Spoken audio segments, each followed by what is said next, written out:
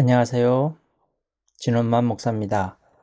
오늘 수요 말씀 묵상은 예레미야 선지서를 묵상하는 마지막 시간으로 예레미야 51장과 52장을 살펴보겠습니다. 오늘은 먼저 본문 중에서 몇 구절을 읽어드리겠습니다. 너는 이 책 읽기를 다한 후에 책을 돌에 매어 유브라데 강 속에 던지며 말하기를 바벨론이 나의 재난 때문에 이같이 몰락하여 다시 일어서지 못하리니 그들이 피폐하리라 하라 하시니라. 예레미야의 말이 이에 끝나니라. 여러분 들으시면서 어떤 느낌이 드시나요? 예레미야 선지서의 마지막이란 느낌이 물씬 풍기는 그런 구절인데요. 예레미야의 마지막 시간이란 느낌이 확 들었을 것입니다. 자, 그럼 이제 아까 읽었던 부분 바벨론이 나의 재난 때문에 이같이 몰락하여 다시 일어서지 못하리니 예레미야의 말이 이에 끝나리라 라는 이 부분을 들으면 이게 정말 예레미야의 마지막 절 같아 보입니다. 하지만 이게 좀 애매하게 마지막 절이긴 한데 52장이 아니라 51장의 마지막 절입니다. 그러니까 51장 63절, 64절입니다. 마지막 장인 52장은 에필로그처럼 예레미야 선지서의 배경이 되는 역사가 요약되어 있는데 열왕기하 24장, 25장의 내용을 다루고 있어서 이를 제외하면 정말 마지막이 맞습니다. 그러면서 50장, 51장으로 이어지는 바벨론 심판 이야기의 마지막을 다루고 있으니까 사실은 소책자처럼 들어간 바벨론 심판의 내용이 정말 마지막인 것이 맞기는 맞습니다. 결국 예레미야 선지서에는 두 가지 마지막이 존재하는데요. 바벨론의 마지막 장면, 하나님의 보복으로 인한 멸망과 황폐화가 51장까지 예언되어 있고요. 마지막 52장에는 유다 왕국의 마지막 멸망과 포로됨을 다루지만 거기에는 요고니아 왕, 바로 요야긴 왕의 회복도 포함되어 있습니다. 이 왕권의 회복은 예레미야를 통해 선포하신 70년 후에 돌아오게 되리라는 하나님의 약속의 말씀이 성취되어 왕의 혈통을 이은 스룹바벨 총독이 귀환하게 되는데 바로 그런 포로 귀환의 예고편이기도 합니다. 이렇게 예레미야서의 마지막 부분은 이중적인 마지막으로 구성되어 있습니다. 이제 예레미야의 마지막 말이라는 점을 다시 한번 짚어보겠습니다. 이게 좀 헷갈릴 수 있어서 무슨 의미인지 차근차근 살펴보겠습니다. 먼저 정말 예레미야가 남긴 마지막 말인가를 좀 생각해 보면 의문점이 있습니다. 언제 주어진 말씀인지 그 시기를 봐야 되는데요. 51장 59절에 시기가 나옵니다. 유다의 시드기야 왕 제4년에 마세아의 손자 스레야가 그 왕과 함께 바벨론으로 갈 때에 선지자 예레미야가 그에게 말씀을 명령하니 스라야는 병참감이더라. 51장 본문의 시기가 유다의 마지막 왕 시드기야 4년째입니다. 이후의 역사는 시드기야 10년째 예루살렘 성이 포위되고 18개월 만에 함락을 당하게 됩니다.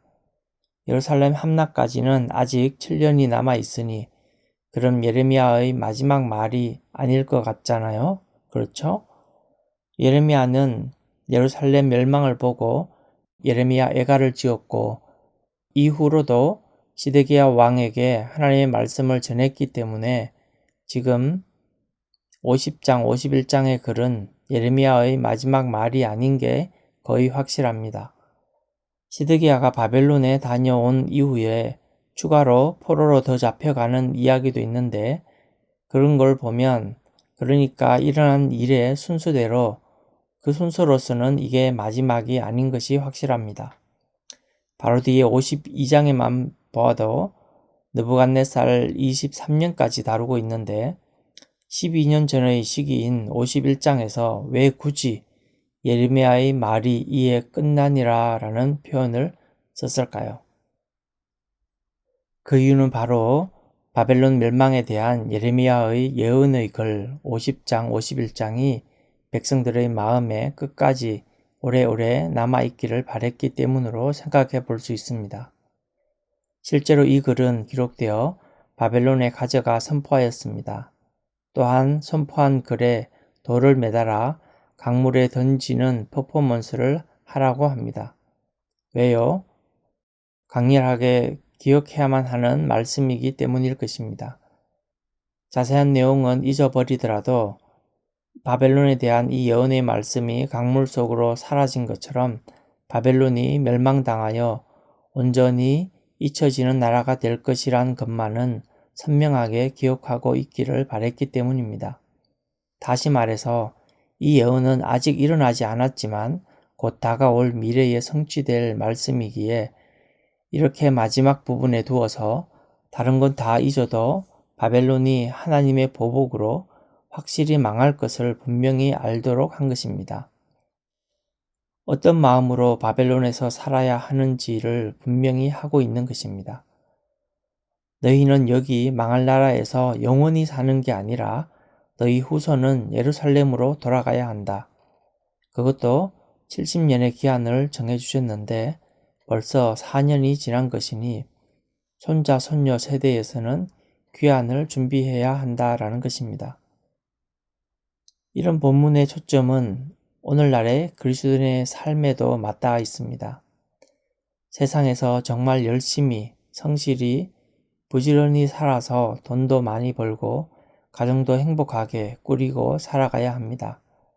그러나 이 세상의 혜택과 권세는 장차 그리스도의 심판 앞에서 완전히 사라질 것을 한시도 잊지 않고 살도록 자녀들을 가르쳐야 합니다. 노랫말에서 인생은 나그네 길이라고 부르면서 세상 사람들은 온전히 쉴 곳이 없는 세상이네 라는 것을 느끼며 인생은 나그네 길이라고 할 것입니다. 하지만 우리는 세상을 잠시 살다가 때가 차면 마지막 문에 다다르면 장차 오실 예수님 앞으로 새하늘과 새 땅이 임하는 그곳으로 옮겨가야 하는구나 하면서 인생은 나그네 길이라고 여겨야 합니다.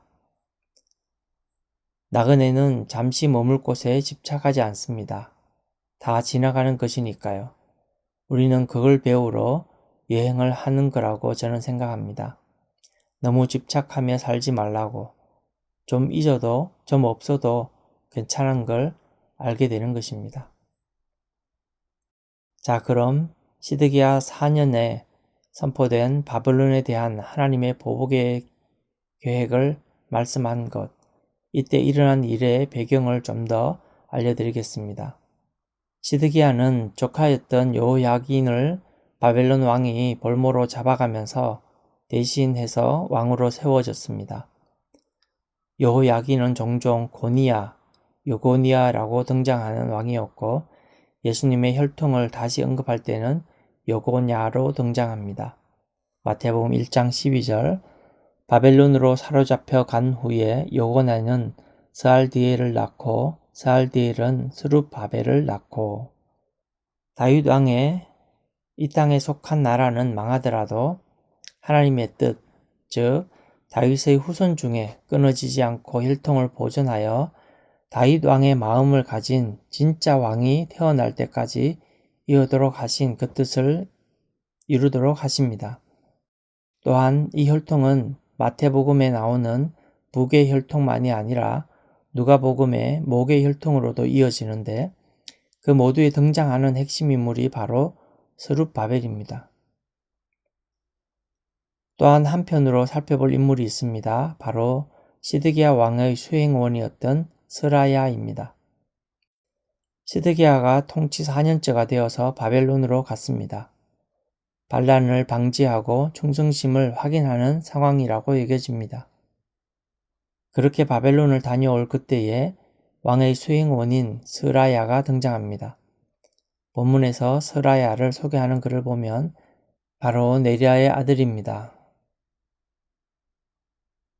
네리야의 아들 역시 중요합니다.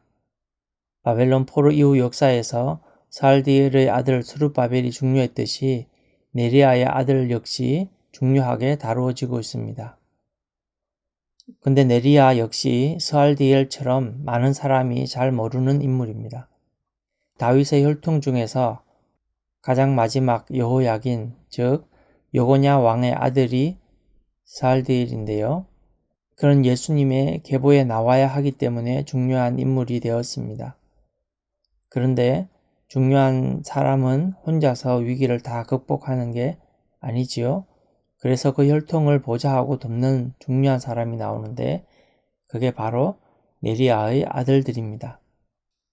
시드기야 왕의 수행원인 스라야는 바벨론이 가장 왕권을 강화하던 시기에 바벨론에 대한 예레미야의 예언을 유다 백성들에게 전하는 임무를 감당해야 했습니다. 그런가 하면 그 예레미야를 통해 주신 말씀은 적은 사람 역시 네리아의 아들인데 예레미야 충직한 협력자인 바로 바룩입니다. 이제 어디서 봤는지 확실히 기억이 나시죠? 그러니까 네리아의 아들 둘이 예레미야의 일을 수행하기 위해서 맹활약을 하고 있는 것입니다. 스라야는 예레미야의 글을 기록한 바룩의 형제입니다.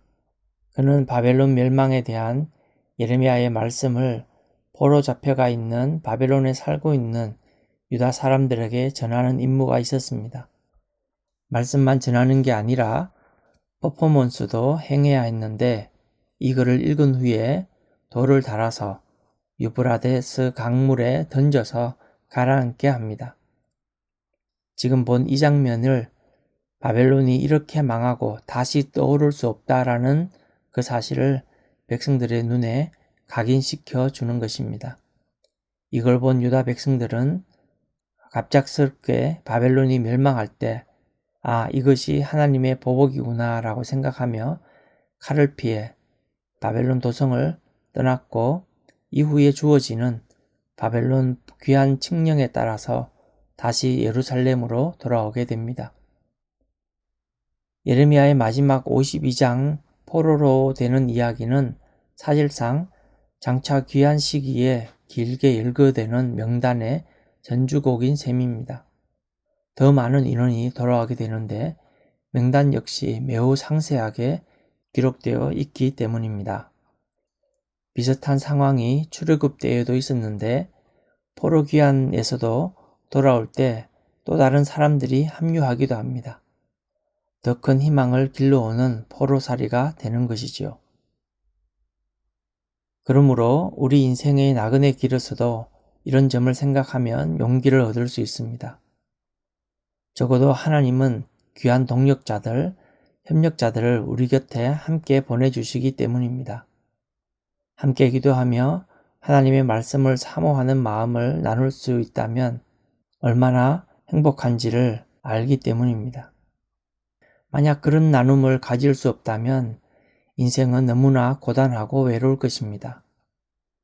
그럴 때에 괴로운 인생길에서 작은 말 한마디, 작은 과일 한 조각을 나누는 대화가 얼마나 힘이 되고 용기가 생기게 하는지 모릅니다. 또한 우리가 나그네 길에서 용기를 얻을 수 있는 이유는 유다 백성의 포로 생활이 그저 고통스러움을 견디는 데 그치는 것이 아니라 얻는 것이 결코 적지 않다라는 점에 있습니다. 포로 생활로 제국의 압제를 경험한 이들은 이후에 펼쳐질 로마 제국 아래서 효과적으로 적응하며 복음을 온 세상에 전하기 위한 준비를 갖춰가고 있었습니다. 우리는 고난을 지날 때 힘든 것만 생각하면서 더 지칠 때가 있습니다. 그럴 때는 우리가 고난의 끝에 얻게 될 인격의 성숙과 새로운 은혜가 무엇일까 생각하는 것이 고난 자체만 생각하는 것보다 훨씬 낫습니다. 고난에 대한 잘못된 생각, 유혹에 빠져 어리석은 생각으로 치우치지 말아야 합니다.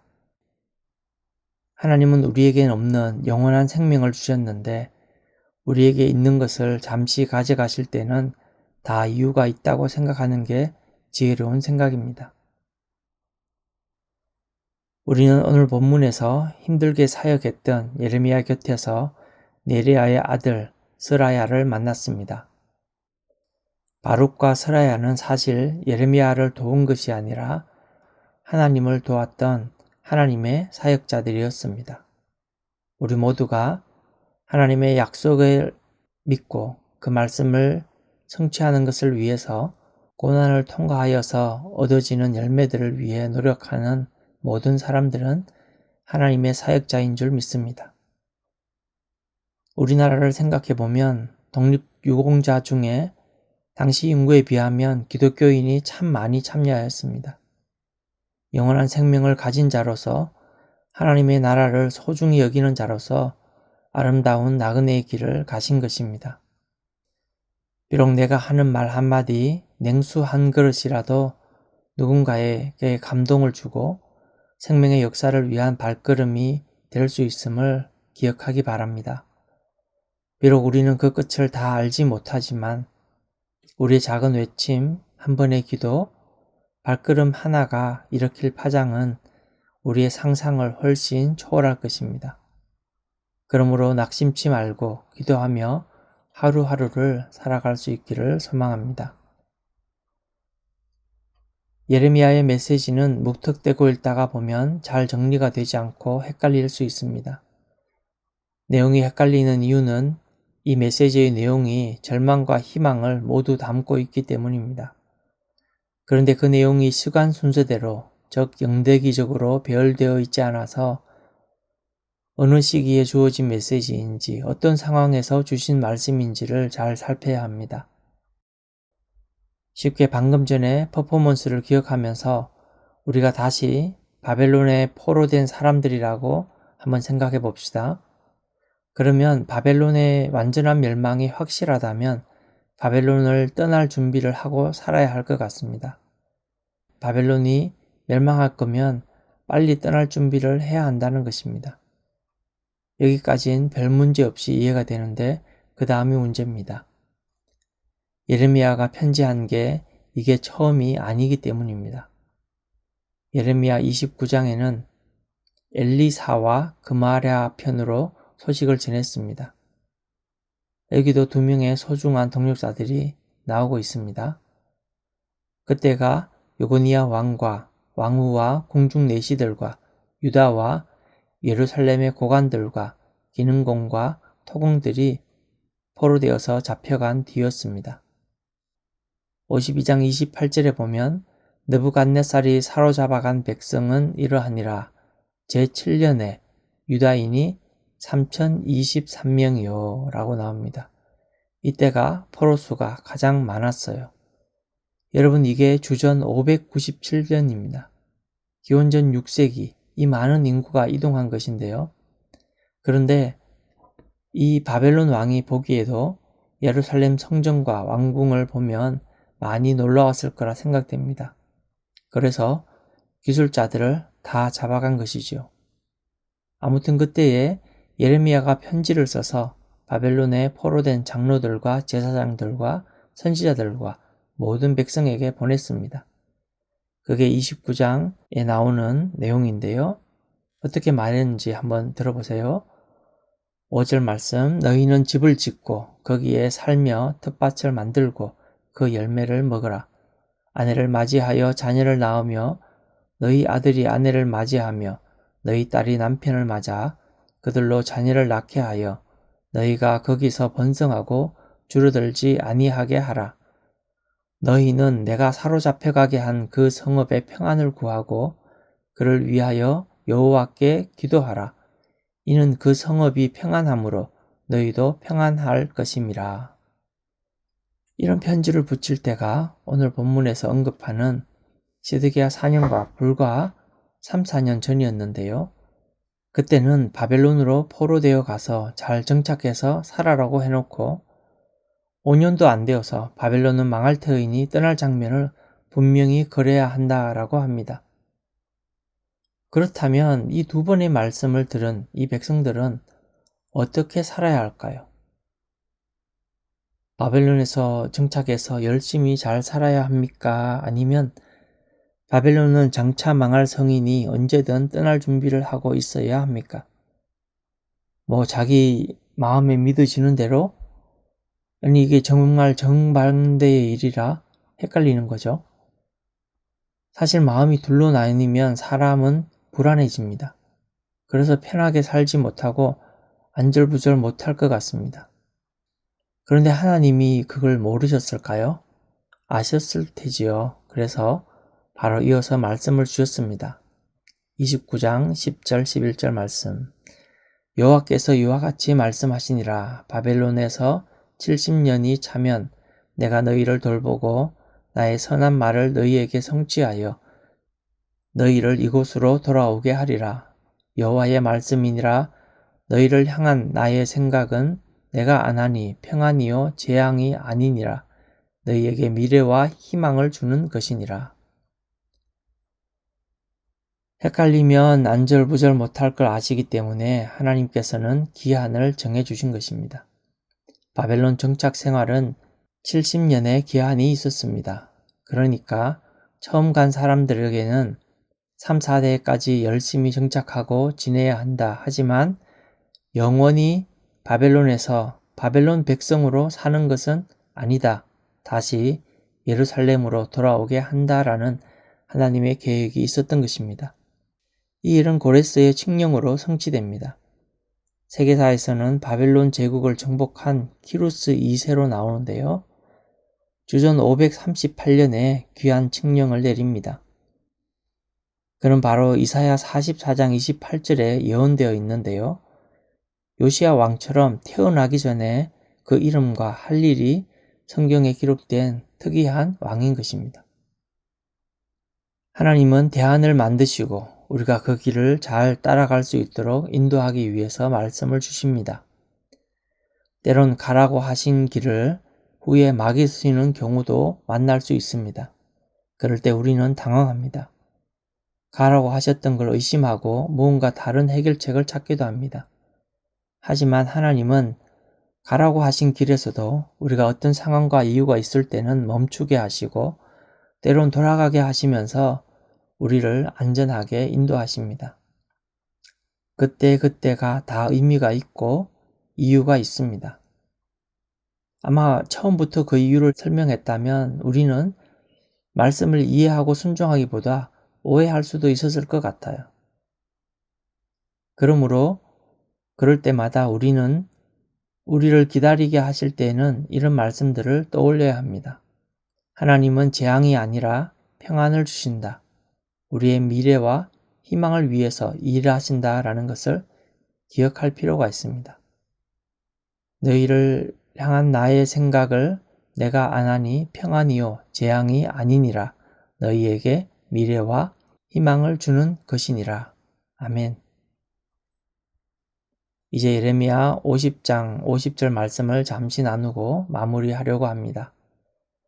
51장 50절 칼을 피한 자들이여 멈추지 말고 걸어가라.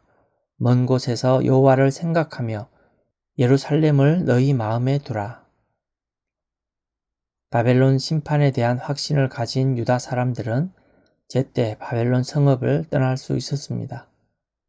칼을 피해서 피난한 다음에 전쟁이 끝나고 빈 땅이 된 그 성에 욕심을 낼 수도 있겠지요. 물론 예루살렘도 샘물이 있고 요단강도 가까이 있었지만 지금 바벨론이 위치한 이 비옥한 유프라테스 강이 휘감아 흐르는 이 땅을 보면 욕심이 나는 건 어쩌면 당연한 일일 수 있습니다. 그것도 성이 비어 있으니까요. 저는 소돔성과 고모라 성의 멸망이 생각났습니다. 뒤돌아보지 말라는 하나님의 경고에도 불구하고 돌아보다가 함께 죽음을 맞이한 롯의 아내가 떠올랐습니다. 망하는 것은 뒤돌아볼 필요가 없는데 말이죠. 한 번쯤은 좋았던 시절을 보낸 사람들은 그 시절에 대한 미련이 남을 수밖에 없는 것 같습니다. 그런데 다 지난 일이라면 미련 없이 지금 내게 주어진 길만 바라보고 나가야 합니다. 그래서 하나님은 뒤돌아보지 말고 나오라고만 말씀하지 않으시고 나갈 곳, 목적지를 염두에 두라고 그것이 어딘지 말씀해 주십니다. 우리 모두가 여호와를 생각하는 자가 되기를 바랍니다. 왜냐하면 여호와 하나님만이 언제나 의지하고 믿을 수 있는 큰 도움이시기 때문입니다. 그러므로 세상에 대한 미련이 떠오를 때마다 여호와를 생각하며 십자가를 우리 마음에 두면 우리는 훨씬 더 미소 지을 날이 많아질 것이라고 확신합니다. 내가 할 수 있는 것보다 하나님께서 하시는 것이 크고 위대합니다. 너무 당연한 건데도 그 사실을 염두에 두며 반드시 기도해야 하는데 우리는 기도 시간을 자꾸 놓칩니다. 하나님 아버지 해주세요 라고 기도의 자리로 나아가는 것을 놓치지 맙시다. 어느 장소에서든지 세상과 분리되는 조용한 곳을 찾아서 하나님께 기도하면서 누리는 참된 안식을 오늘도 맛보며 누리시기를 축복합니다. 오늘 하나님 만난 자의 복을 놓치지 않기를 바랍니다. 내일 되어서 오늘 하나님 만난 기쁨을 맛볼 수는 없을 테니까요. 이제까지 우리는 바벨론의 멸망에 관한 말씀들을 살펴보았습니다. 마지막 장인 52장은 열왕기하 24장, 25장의 내용을 다루고 있습니다. 성경은 가끔 비슷한 내용이 그대로 포함되어 있는 곳을 발견할 수 있습니다. 한 번만에 여러 의미를 다 담아내기는 어렵습니다. 기억하기도 쉽지 않고요. 중복되는 내용, 같은 사건도 여러 증인의 입을 통해 전해지므로 진정 무슨 일이 있었는지 더 잘 느낄 수 있습니다. 하나하나 깨달아가면서 그 깨달음을 더할수록 더 깊이 이해할 수도 있는 것입니다. 오늘 다루진 않았지만 안타까운 시드기야 왕의 최후를 보면 묵상할 것이 많습니다. 시대가 바벨론의 연호를 쓰게 된 변화도 느껴집니다. 당시엔 중요한 변화며 또 현대를 살아가는 우리들 역시 세상의 물결 앞에 우리 삶이 참 무력하게 느껴질 때도 있기 때문입니다. 시드기야 4년에 바벨론 왕에게 머리를 조아리며 자신의 길을 찾으려 했던 모습은 이 시드기야 왕의 모습은 실패로 끝이 납니다. 예레미야의 말도 여기서 끝나는 것처럼 보입니다. 하지만 하나님의 역사를 보면 하나가 끝나면 또 다른 하나가 이어집니다. 이제 제일 마지막 부분을 살펴보겠습니다. 마지막 결론에는 이 이야기가 실패한 시드기야의 왕의 이야기가 아니라 다시 회복하는 여호야긴의 왕을 주목하라고 들려주고 있습니다. 하나님은 시드기야도 말씀에 순종하며 살기를 바라셨습니다. 하지만 한 인간 왕의 실패로 하나님의 계획이 실패로 돌아가는 것을 막으셨습니다. 다른 동력자들이 하나님의 말씀을 믿고 순종함으로 하나님의 계획은 계속해서 이어지는 것입니다. 잠시 오늘 말씀을 기억하며 기도하면 좋겠습니다. 나는 어떻게 인생을 끝내야 할지 돌아봅시다. 한번 생각해 봅시다. 어떻게 이 지겨운 여름을 끝낼지는 전혀 생각하지 않아도 곧 끝이 날 것입니다. 내 삶의 문제들도 잠시 열어두고 지금 이 순간은 가장 중요한 것을 위해 기도합시다. 어떻게 하면 내가 가장 중요한 것, 말씀과 기도에 힘쓰는 사람이 되어 예레미야처럼, 에스겔처럼, 바룩처럼, 서라야처럼 수없이 많은 믿음의 선진들처럼 오롯이 하나님의 사람으로 남겨질 수 있을까? 하나님의 사람으로 내 삶의 종지부를 찍자. 또 그런 동력자들을 도우며 살고자 다짐하는 그런 기도를 올리면 좋겠습니다. 함께 잠시 기도하는 시간을 갖겠습니다. 저는 수련회 장소에서 뵙겠습니다. 샬롬.